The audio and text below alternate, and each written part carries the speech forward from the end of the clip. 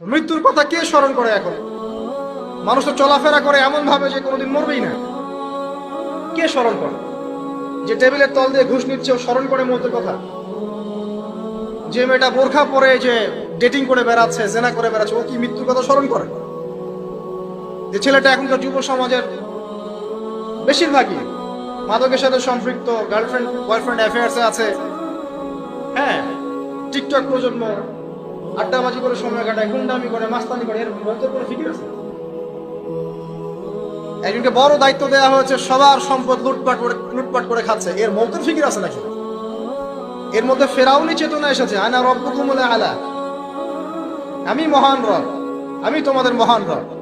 ওদের মধ্যে ওই চেতনা কাজ করছে যে সূরা মুমিনুনে যেটা বলা আছে যে আমরা এখানেই জন্ম নেই, এখানেই মারা যাই, আমরা পুনরুত্থিত হব।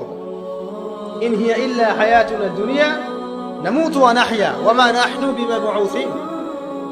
আমরা এই দুনিয়াতেই বাঁচি, দুনিয়াতেই মরি, আমাদের কোনো পুনরুত্থানের কিছু নাই। এদের চেতনা এমন, কে ফিকির করে মত?